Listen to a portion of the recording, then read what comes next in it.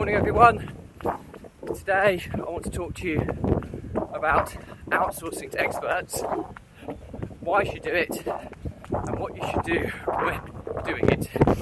So it's a very fresh Wednesday morning and it's all things business systems and outsourcing today. So today's an important one because I've got a really good example I can use here to explain the importance of this technique. So when people say outsource, they instantly assume virtual assistant predominantly. I hate that word because it automatically, the kind of stigma attached to a virtual assistant is kind of low level administrative work, which yes, remote workers as I like to call them, because they're no different to being people in the UK or abroad in terms of their capability when they're working remotely. The only difference potentially being the cultural difference and the understanding of cultural language, but generally speaking the language barrier isn't much of an issue. But anyway, they're highly capable. What I really mean by outsourcing is anybody but you. So that can be a virtual assistant or a remote worker, it could be somebody in your team, it could be an expert that you bring in like a solicitor or a lawyer, something along those lines. Morning. So it's anybody but you, and there will be numerous occasions in your entrepreneurial journey whereby you will outsource to an expert. It's easier said than done because you think that everybody in your team should be an expert in what they do, but you do get very specialist individuals that sometimes it's just not cost prohibited to bring somebody in that skill set. Like most small businesses won't have a legal representative, for example, or many small businesses won't have, when I say legal representative, I mean an in-house, somebody they employ or have on a contracting basis. Same with the accountancy. It's likely they outsource their accountancy to an expert firm as opposed to having an in-house accountant.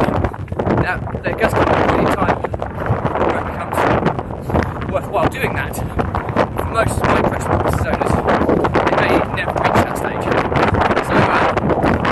So there will be occasions where you're outsourcing to people in this capacity.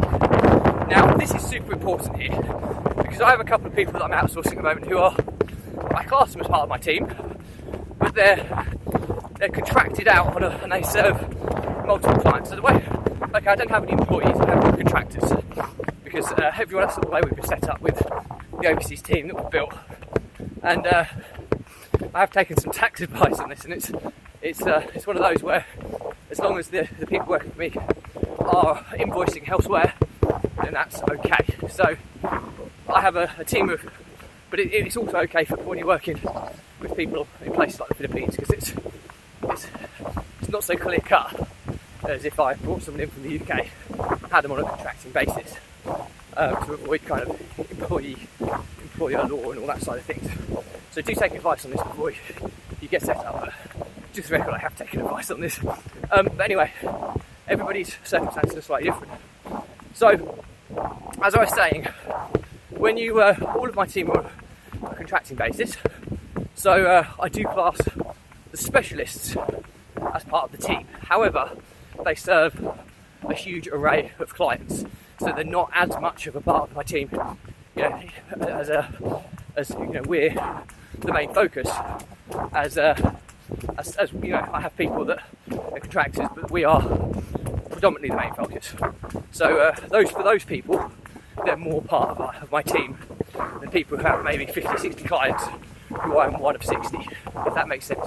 However, I do have experts like that, and in this example I have, two examples really. I've outsourced the whole of my finance department to a company called Finance Studio, who are amazing. I have my own finance director, but he's also the finance director of several other companies, which, is fine, because his role and the amount of hours he needs to provide me are limited to only a relatively small amount each month to give me the value that I need.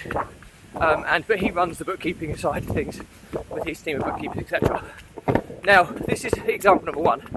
But when you're outsourced to an expert, the most important thing you want to do when you're outsourcing to them is not only tap into their expertise clearly. But secondly, get them to build the processes and systems with you for that part of your business. Prime example being, do you think I can just set up all my finance processes and systems myself? Well, absolutely I could. However, do you think I will set up better financial systems and processes than somebody who's done it for hundreds, possibly thousands of years? Absolutely. It's foolish to think otherwise. So, clearly, one of the key roles of my new outsourced financial team is to help me set up processes and systems, robust processes and systems that enables us to get what we need out of the finance department of the business. So this is the main message in this whole episode today, is when you're outsourcing to specialists, get the process documented, because they have the IP that you need. As soon as you document it, I mean, don't get me wrong, I'm not looking to move away from my team of experts by any stretch. However, should something happen to them and they leave on their own accord or something, or we have a dispute, I've got all the processes and systems documented so I can take them forward and I'm not held at the ransom. Really, really important. Now, it's not that kind of ransom is probably quite strong, but I'm just trying to set the worst case scenario example here.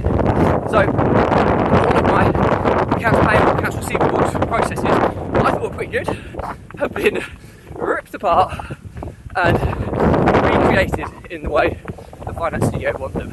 And do you know what? They're brilliant. Do you know what? The best thing about it is there's very little training required because their team really understand them. And there's only, because I've now outsourced that department, very few members of my team actually need huge access to the financial side. So it's been really, really streamlined, really easy. The second example I want to give you is I've recently done a world record attempt marathon. I know I keep talking about it, but there is a more to the story. I broke the world record for the fastest male marathon runner dressed as a ninja at the virtual marathon. Something just gone. However, I brought in a social media manager who had experience in growing a YouTube channel, which was one of the first things that I needed. Not for this specific challenge, but for the future. That's what we're working with this expert moving forward. Also, how to launch something. Now, I do have some understanding on how this works, but not enough experience to kind of roll it myself.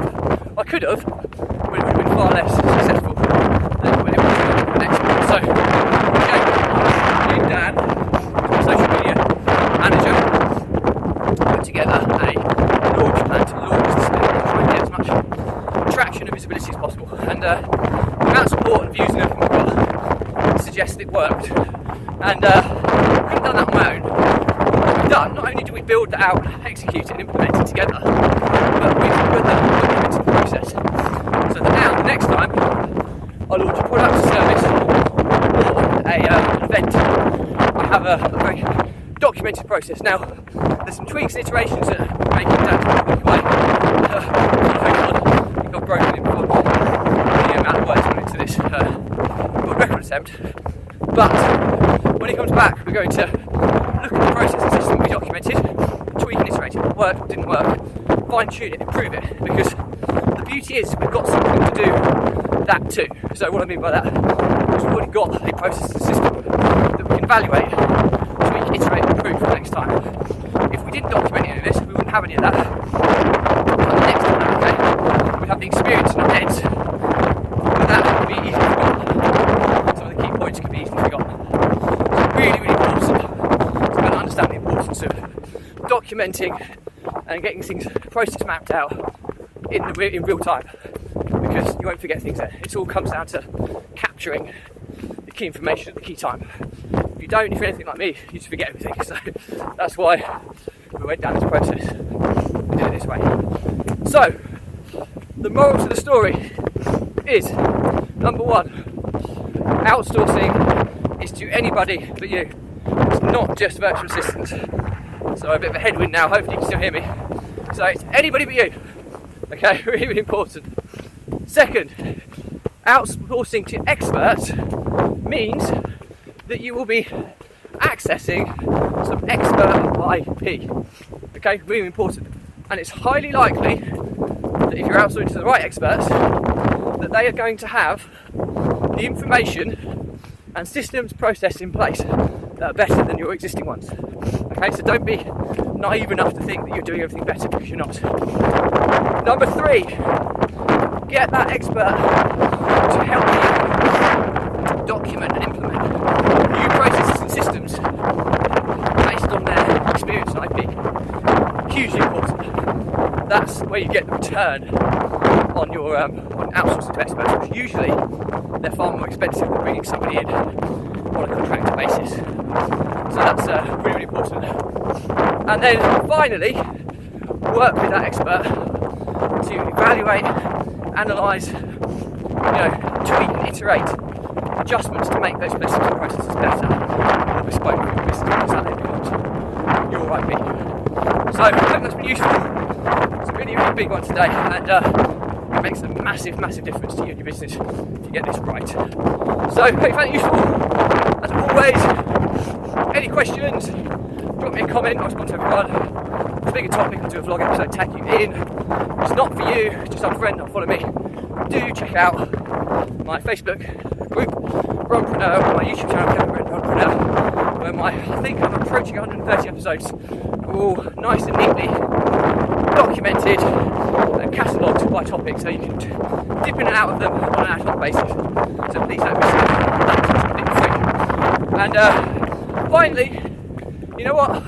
This vlog was all about helping entrepreneurs overcome overwhelm, anxiety and stress using a release mechanism of exercise, in my case running, because so many of us are struggling with these key issues out there today, but not bottling them up, not talking about them. There are so many of us that will have businesses that fail because of them. So my question to you is that I'm here to help you. So if you have any questions, just drop me a message. If you want to call, drop me a line. Have a call. If I can help anywhere, I will do, because I'm really passionate about helping entrepreneurs overcome this, because it's something that's crippled me in the past, and I know it cripples so many others. So bear that in mind. I'm there for you, and as always, stay positive, stay happy, and I will speak to you tomorrow. Bye.